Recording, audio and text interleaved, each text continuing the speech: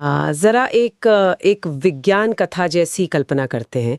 मान लीजिए कोई ऐसी रहस्यमयी तकनीक हो जो किसी इंसान के शरीर से ना अचानक उसकी सारी हड्डियां गायब कर दे। अरे बाप रे, ये तो बहुत ही अजीब और भयानक है ना? है। है ना?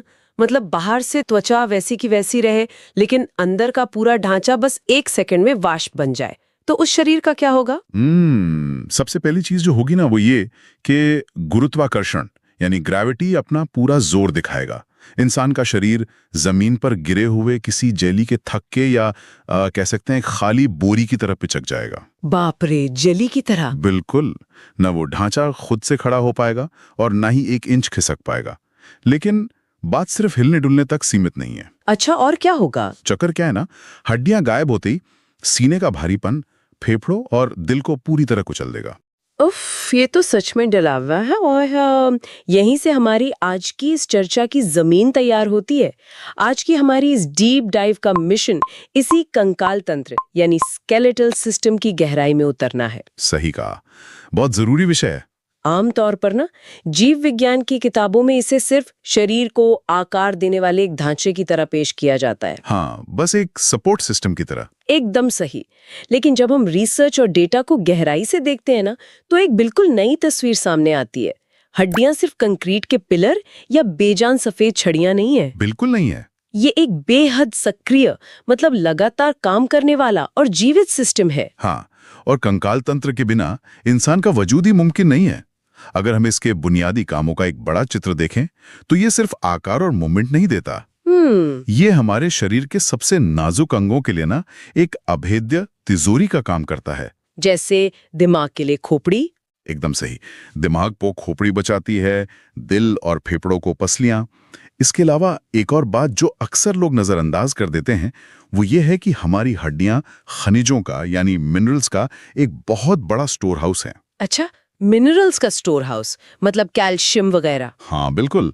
शरीर का लगभग 99% कैल्शियम और भारी मात्रा में फास्फोरस इन्हीं हड्डियों में जमा होता है। क्या बात कर रहे हैं, 99%? हाँ, जब भी खून में कैल्शियम की कमी होती है ना तो हड्डियां अपने अंदर से कैल्शियम निकालकर शरीर की जरूरत पूरी करती हैं। ये कैल्शियम बैंक वाली बात तो बहुत ही शानदार है।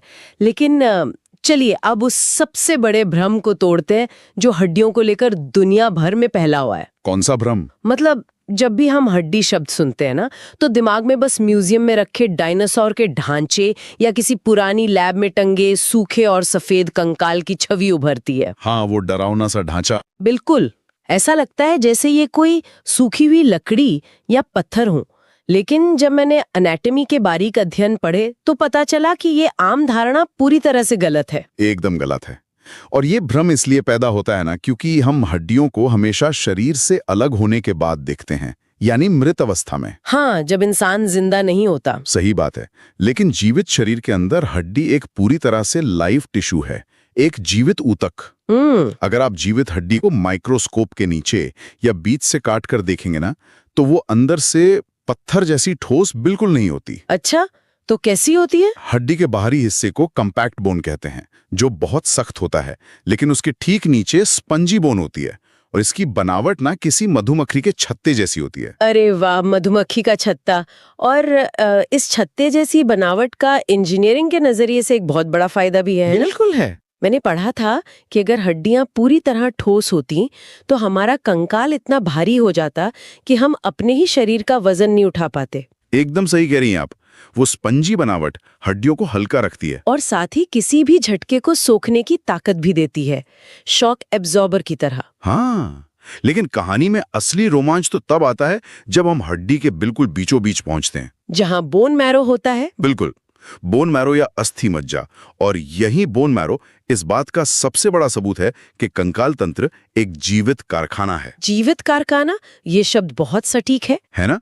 इस अस्थि मज्जा के अंदर खास तरह की कोशिकाएं होती हैं जिन्हें हेमाटोपोएटिक स्टेम सेल्स कहते हैं। एक सेकंड, ये वही फैक्ट्री है ना जो हमारे शरीर का जीवन रक्षक खून बना रही है? 100% सही। बाप रे, मतलब लाल रक्त कोशिकाएं यानी आरबीसी जो शरीर के हर कोने तक ऑक्सीजन पहुंचाती हैं। हाँ। और श्वेत रक्त कोशिकाएं यानी डब्ल्यूबीसी जो हमारी इम्यूनिटी के सिपाही हैं, ये सब इसी ठोस हड्डी के अंदर जन्म ले रही हैं। बिल्कुल वहीं बन रही हैं।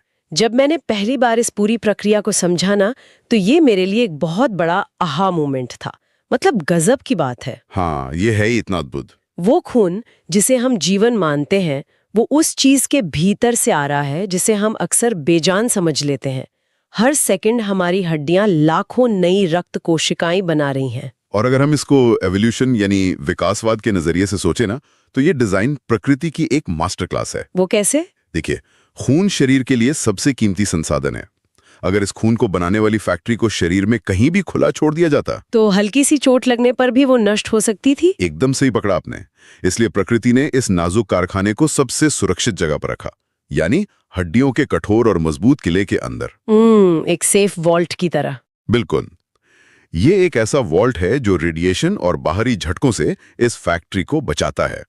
ये एक अभेद्य किले वाली बात बिल्कुल सटीक बैठती है। लेकिन जब हम सुरक्षा के इस मॉडल को देखते हैं, तो दिमाग में जीवों के अलग अलग डिजाइन्स को लेकर उत्सुकता जगती है। डिजाइन्स को लेकर? हाँ, मतलब क्या पृथ्वी के हर जीव ने अपने अंगों और फैक्ट्रियों को बचाने के लिए यही तरीका अपनाया है? क्या कंकाल हमेशा शरीर के अंदर ही छिपा होना चाहिए? ये बहुत दिलचस्प सवाल है। विकास की प्रक्रिया में ना कोई एक सीधा रास्ता नहीं होता। जरूरत और पर्यावरण के हिसाब से प्रकृति ने अलग अलग प्रयोग किए हैं। अच्छा। कंकाल मुख्य रूप से 2 रणनीतियों पर काम करते हैं। पहला है अंतः कंकाल, यानी एंडोस्केलेटन, जो शरीर के अंदर होता है। इंसान, कुत्ते, पक्षी और मछलियां इसी श्रेणी में आते हैं। जो ढांचे को अंदर से सपोर्ट करता है। हाँ, और ये ढांचा जीवों को बड़ा आकार लेने और तेजी से मूव करने की आजादी देता है। और दूसरी रणनीति है बाह्य कंकाल, यानी एक्सोस्केलेटन, जो शरीर के बाहर एक कवच की तरह काम करता है। हाँ, है ना? बिल्कुल। जैसे केकड़े, बिच्छू या कछुए का खोल। हाँ, कछुए का खोल। लेकिन इन बाह्य कंकालों की अपनी एक बहुत बड़ी चुनौती है। मुझे याद है, मैंने एक रिसर्च में पढ़ा था कि जो जीव बाह्य कंकाल पर निर्भर होते हैं, वे एक सीमा से ज्यादा बड़े नहीं हो सकते। सही पढ़ा था आपने। चक्कर क्या है कि बाह्य कंकाल जीव के शरीर के साथ अपने आप नहीं बढ़ता। तो फिर वो बड़े कैसे होते हैं? जैसे जैसे जीव बड़ा होता है ना, उसे अपना पुराना और सख्त कवच तोड़कर बाहर आना पड़ता है और एक नया कवच विकसित करना पड़ता है। इस प्रक्रिया को मोल्टिंग कहते हैं। मोल्टिंग। हाँ, और मोल्टिंग के दौरान जीव बहुत कमजोर होता है और शिकारियों के लिए बहुत आसान लक्ष्य बन जाता है। अरे बाप रे! मतलब जब तक नया कवच नहीं आता वो खतरे में है। बिल्कुल।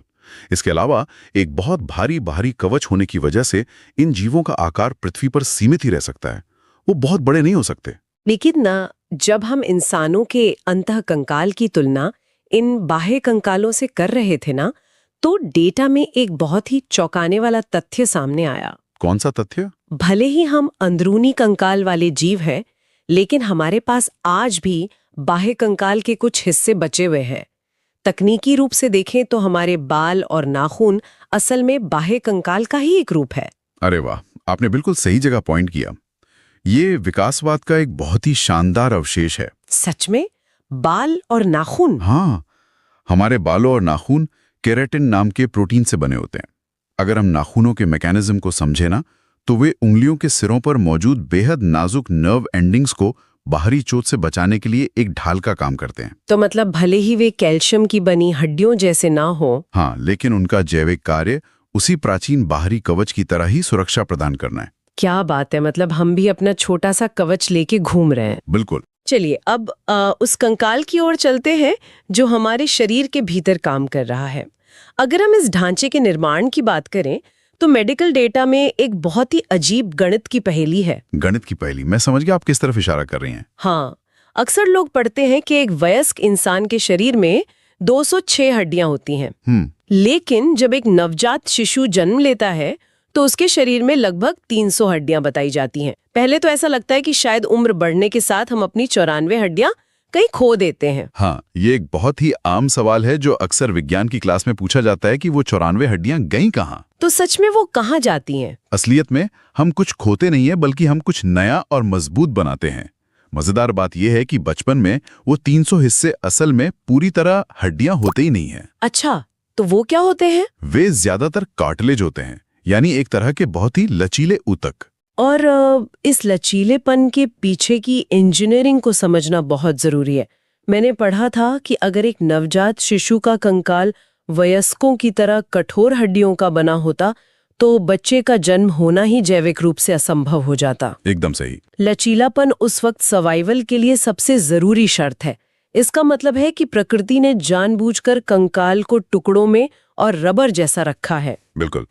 और जन्म के बाद विज्ञान की एक बेहद जटिल प्रक्रिया शुरू होती है जिसे ऑसिफिकेशन कहते हैं। ऑसिफिकेशन? हाँ, ये वो प्रक्रिया है जहां शरीर की विशेष कोशिकाएं, जिन्हें ऑस्टियोब्लास्ट्स कहा जाता है, उस लचीले कार्टिलेज के ढांचे के ऊपर कैल्शियम और फास्फोरस का लेप चढ़ाना शुरू कर देती हैं। यानी वे कार्टिलेज को एक पक्का सांचा की तरह इस्तेमाल करके उस पर कंक्रीट डाल रहे हैं। बहुत बढ़िया उदाहरण दिया आपने। बिल्कुल ऐसा ही होता है। और जैसे जैसे बच्चा बड़ा होता है ना, कार्टिलेज के ये अलग अलग लचीले टुकड़े कठोर हड्डी में बदलते जाते हैं और आपस में फ्यूज होने लगते हैं, यानी जुड़ जाते हैं। तो असल में 94 हड्डियां गायब नहीं हुई, बल्कि उन्होंने आपस में वेल्डिंग कर ली है। एकदम सही। इसका सबसे बेहतरीन और दिलचस्प उदाहरण तो शिशु की खोपड़ी है ना। जन्म के समय शिशु की खोपड़ी कई अलग अलग प्लेट्स में बटी होती है। हाँ। और इनके बीच की खाली जगह को फॉन्टेनेल्स या आम भाषा में तालू कहते हैं। जन्म के दौरान ये प्लेट्स एक दूसरे के ऊपर खिसक सकती हैं ताकि बच्चे का सिर आसानी से बाहर आ सके। बिल्कुल। और फिर कुछ समय में इसी ऑसिफिकेशन की वजह से ये प्लेट्स जुड़कर एक मजबूत और पक्का हेलमेट बन जाती हैं। सही कहा। और खोपड़ी का ये हेलमेट एक बेहतरीन जगह है जहां से हम कंकाल के मुख्य लेआउट को समझ सकते हैं। चलिए फिर लेआउट समझते हैं। इस 206 हड्डियों वाले पूरे ढांचे को उनके काम के आधार पर 2 मुख्य भागों में बांटा गया है। पहला भाग है अक्षीय कंकाल यानी एक्सियल स्केलेटन। इसे शरीर की केंद्रीय धुरी या मेन कंट्रोल रूम माना जा सकता है। इस अक्षीय कंकाल में कुल 80 हड्डियां होती हैं और अगर हम इसके काम को देखें तो ये एक सिक्योरिटी गार्ड की तरह है जिसका काम हमारे सबसे नाजुक और वीआईपी अंगों को सुरक्षित रखना है। एकदम वीआईपी अंग। हाँ, इन 80 हड्डियों में मुख्य रूप से हमारी खोपड़ी, रीढ़ की हड्डी और पसलियां शामिल हैं। तो खोपड़ी से ही शुरू करते हैं। इस मजबूत हेलमेट में कुल 29 हड्डियां होती हैं। इनमें से 8 हड्डियां मिलकर कपाल बनाती हैं जो दिमाग के चारों ओर एक सुरक्षा घेरा है। 14 हड्डियां हमारे चेहरे का आकार तय करती हैं और बाकी 6 हड्डियां हमारे कानों के भीतर होती हैं। पता है, कानों के अंदर की ये 6 हड्डियां बहुत कमाल की हैं। इनमें से एक का नाम है स्टेपीज, जिसे शरीर की सबसे छोटी हड्डी माना जाता है। हाँ, बहुत ही छोटी होती है। यह एक चावल के दाने से भी छोटी होती है, लेकिन इसका काम किसी चमत्कार से कम नहीं है। आवाज की जो तरंगे हमारे कान के पर्दे से टकराती हैं, स्टेपीज उन तरंगों की ऊर्जा को कई गुना बढ़ा देती हैं, यानी एम्प्लीफाई करती है। बिल्कुल। ताकि वो ध्वनि कान के अंदर मौजूद तरल पदार्थ तक पहुंच सके। मतलब ये मैकेनिकल इंजीनियरिंग का एक बेहद सूक्ष्म रूप है। सच में कमाल है। और कान के अलावा खोपड़ी के इस हिस्से में एक और बहुत अनोखी हड्डी होती है जिसे हायोइड बोन कहते हैं। अरे, ये तो मेरी पसंदीदा हड्डी है। अच्छा? हाँ, इसका अनोखापन ये है कि ये हमारे पूरे शरीर में एकमात्र ऐसी हड्डी है जो किसी भी दूसरी हड्डी से नहीं जुड़ी होती। एकदम सही। ये गले के पास मांसपेशियों के सहारे एक तरह से बस लटकी रहती है। पता है, किसी दूसरी हड्डी से न जुड़े होने का एक बहुत बड़ा फायदा भी है। क्या फायदा? हायोइड बोन हमारे जीभ की जड़ के लिए एक मजबूत एंकर का काम करती है। ये हमारी जीभ को हर दिशा में मुड़ने की आजादी देती है। विकासवाद के वैज्ञानिकों का तो ये भी मानना है कि इंसानों में बोलने की जो जटिल क्षमता विकसित हुई है ना, यानी हमारे स्पीच, वो काफी हद तक इसी हायोइड बोन की खास स्थिति की वजह से मुमकिन हो पाई है। अच्छा, खोपड़ी से नीचे आते हैं तो हमें 26 हड्डियों से बनी रीढ़ की हड्डी मिलती है। हाँ, वर्टेब्रल कॉलम। ये 26 हड्डियां एक के ऊपर एक रखी होती हैं और इनके बीच शॉक एब्जॉर्बिंग गद्दे या डिस्क होती हैं। ये रीढ़ की हड्डी हमारी स्पाइनल कॉर्ड यानी शरीर के मुख्य नर्वस सिस्टम के केबल के लिए एक मजबूत सुरंग का काम करती है। बहुत जरूरी सुरंग है वो। बिल्कुल। अगर ये सुरंग न हो तो रीढ़ की हड्डी का हल्का सा भी मुड़ना हमारी नसों को काट सकता है। सोचकर ये डर लगता है। और इस अक्षीय कंकाल का अंतिम अहम हिस्सा है हमारी पसलियां, यानी रिब्स। रिब्स। एक इंसान के शरीर में पसलियों की 12 जोड़ियां होती हैं, यानी कुल 24 पसलियां। ये मिलकर सीने का पिंजरा बनाती हैं, जिसके अंदर दिल और फेफड़े सुरक्षित रहते हैं। हाँ। लेकिन ये पिंजरा एक साधारण पिंजरा नहीं है।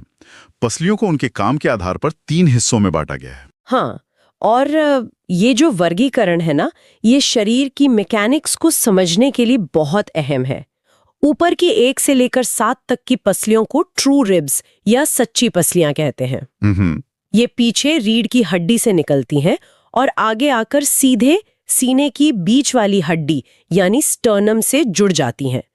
इसके बाद 8 से 10 तक फॉल्स रिब्स होती हैं जो सीधे स्टर्नम से ना जुड़कर 7वीं पसली के कार्टिलेज से जुड़ती हैं। बिल्कुल। लेकिन सारा खेल 11वें और 12वें नंबर की पसलियों का है, जिन्हें फ्लोटिंग रिब्स या तैरती पसलियां कहा जाता है। हाँ, ये तैरती पसलियां पीछे से रीढ़ से तो जुड़ी होती हैं, लेकिन आगे की तरफ से ये पूरी तरह खुली और आजाद होती हैं। और यही बात सबसे ज्यादा सोचने पर मजबूर करती है।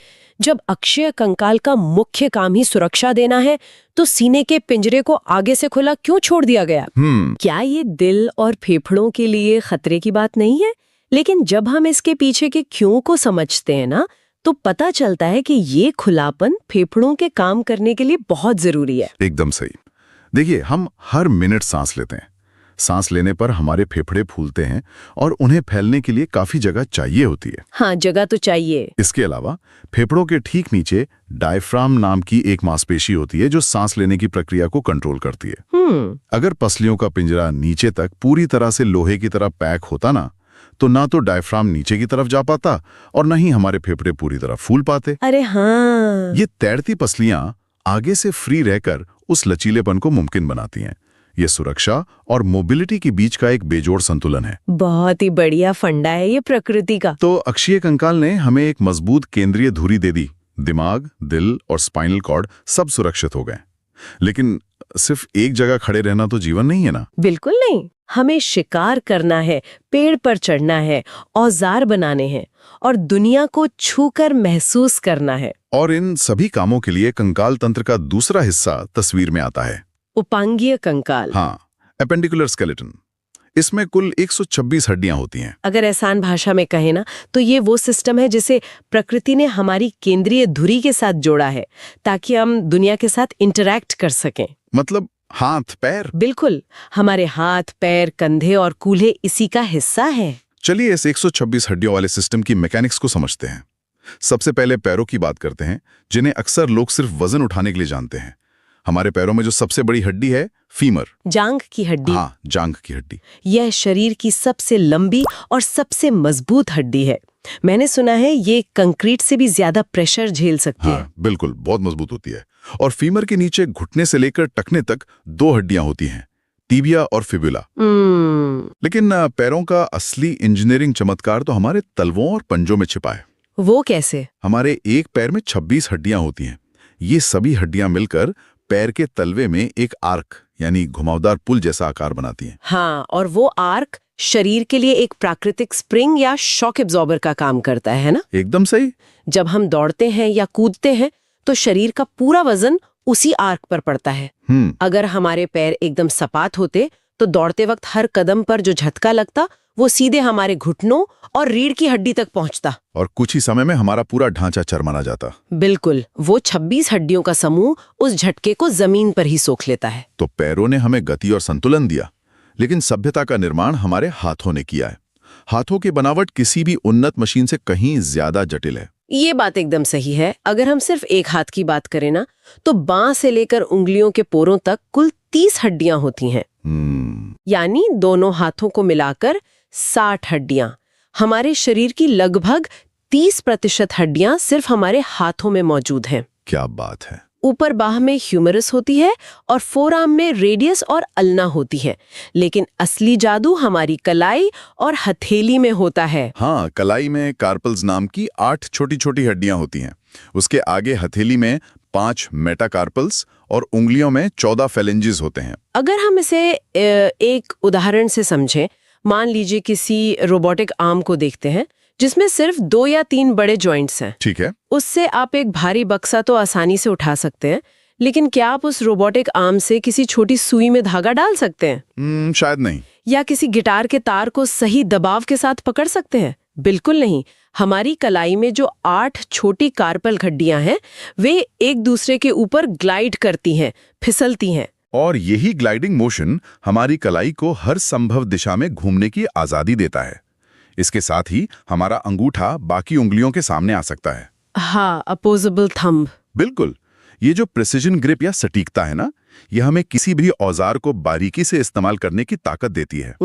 ताकत और सटीकता का ये मेल प्रकृति का एक बड़ा प्रयोग था जो इंसानों के मामले में पूरी तरह सफल रहा। एकदम सही। तो आज की इस पूरी चर्चा का अगर हम सार निकालें तो वो ये है कि हमारा कंकाल तंत्र कोई निष्क्रिय या सूखी हुई चीज नहीं है। बिल्कुल नहीं। ये एक जीवित, सांस लेने वाला, खुद की मरम्मत करने वाला और लगातार काम करने वाला स्मार्ट सिस्टम है। ये शरीर को गुरुत्वाकर्षण के खिलाफ खड़े रहने की ताकत देता है, अंगों को सुरक्षा देता है और लिवर की तरह काम करके हमें दौड़ने, तैरने और उड़ने वाली मशीनें बनाने के काबिल बनाता है। और सबसे बढ़कर यह हमारे जीवन के लिए रोजाना करोड़ों नई रक्त कोशिकाएं बनाता है। बिल्कुल। इस पूरी डीप डाइव को खत्म करने से पहले मैं सुनने वालों के लिए एक विचार छोड़कर जाना चाहूंगी।